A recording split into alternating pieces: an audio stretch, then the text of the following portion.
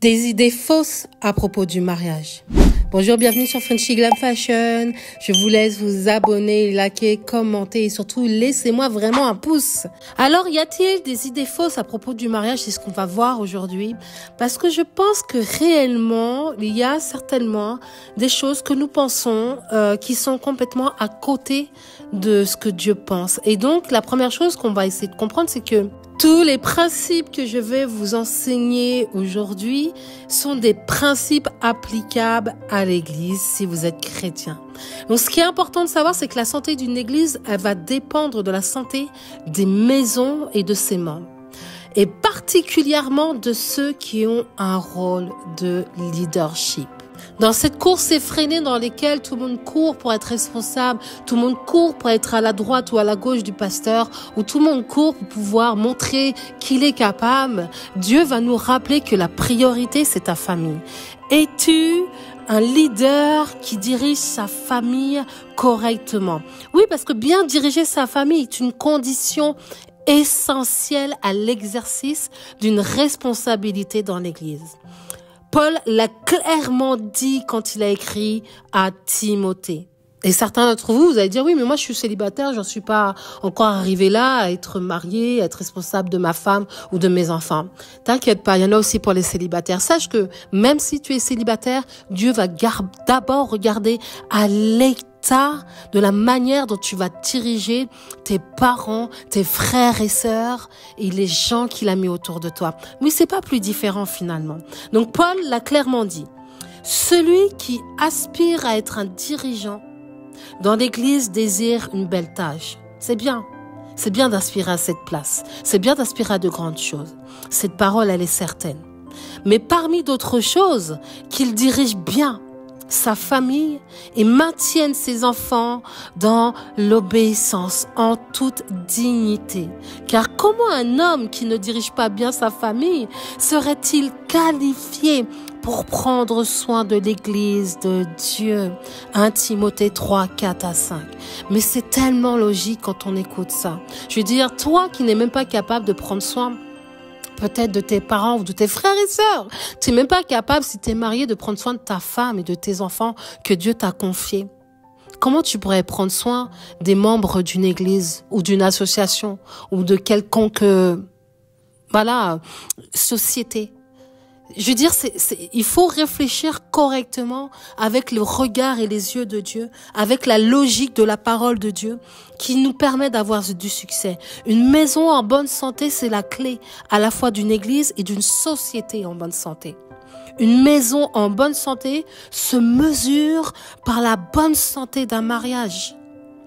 Le mariage, on l'a compris, c'est une institution fondamentale pour construire une église.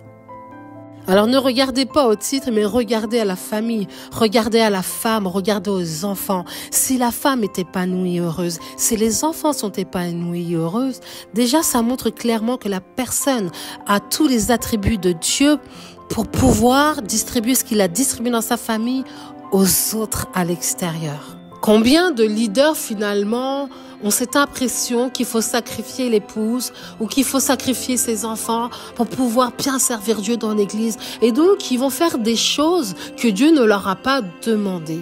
Ils vont faire des actions, ils vont prendre des décisions, soi-disant sous le couvert du Saint-Esprit où Dieu me parle. Et à la finale, ils se retrouvent en désobéissance par rapport aux principes de Dieu. Alors, si tu es leader dans ton église, leader dans un département, leader là où tu es, sache que premièrement, tu dois prendre soin de ta famille et de tes enfants. Oui.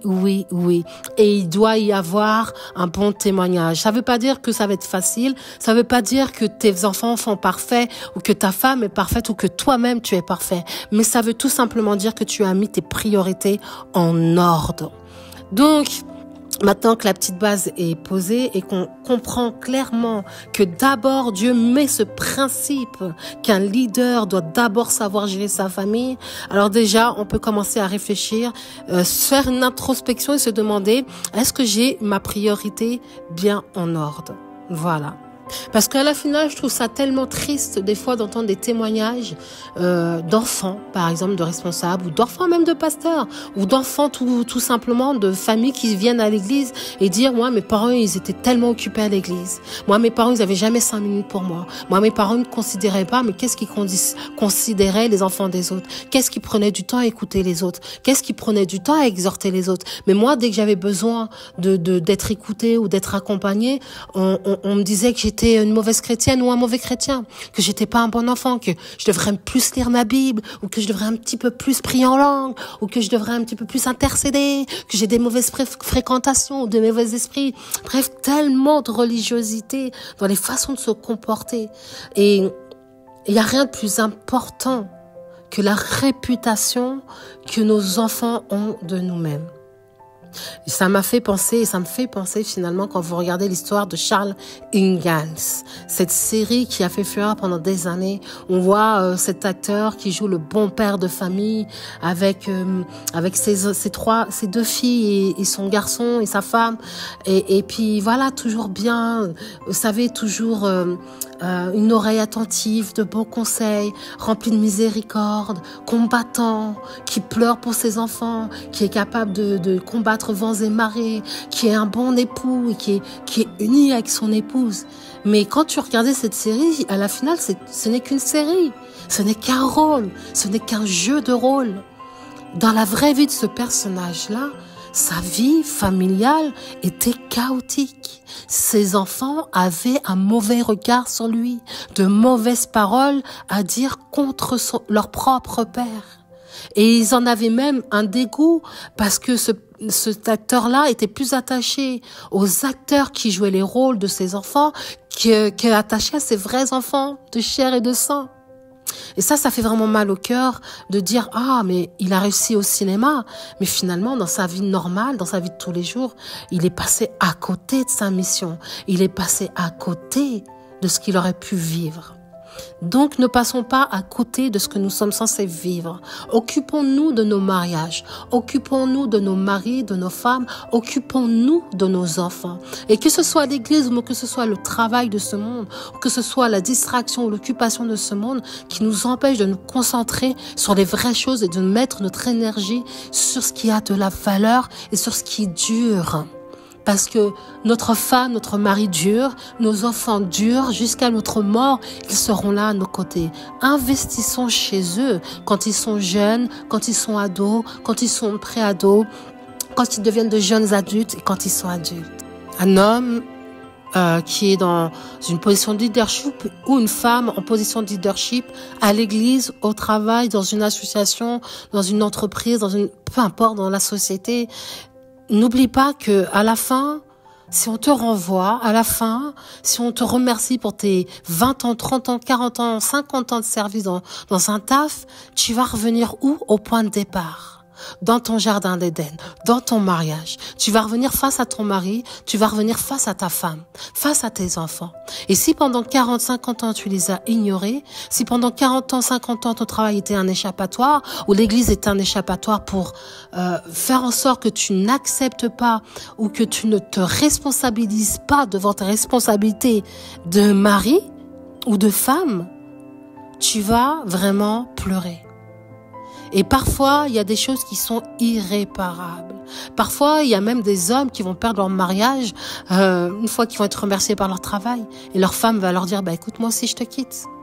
Moi aussi je m'en vais. Des enfants qui vont dire, papa, t'as jamais été là pour nous. Aujourd'hui, j'ai 25 ans et je m'en vais.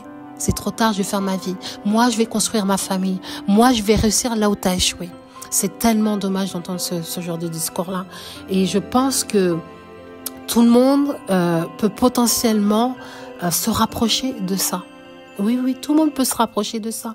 Personne n'est à l'abri de ce genre de situation dans la vie. C'est ce qu'on appelle les défis de la vie, les épreuves de la vie. Donc, le premier principe, en tout cas, la première fausse idée à propos du mariage, c'est d'oublier et de croire qu'il n'y a pas besoin que nous, on porte du fruit dans notre famille ou dans notre mariage pour être responsable dans une église ou ailleurs. Si, porter du fruit, énormément de fruits. Pas forcément du fruit visible aux yeux des hommes, mais des fruits visibles aux yeux de Dieu. Il n'y a que Dieu qui sait si vous êtes réellement en train de porter du bon fruit dans votre mariage ou dans votre couple ou avec vos enfants. Sur ce, je vous laisse dessus. Là, ça mérite de la méditation, ça mérite de la réflexion, ça mérite de se poser et de se dire, ok, je vais faire un petit bilan. En tout cas, sachez que Dieu qui a été au centre de vos vœux dans votre mariage est celui également qui vous donnera des solutions improbables, incroyables pour résolver vos problèmes. Soyez bénis.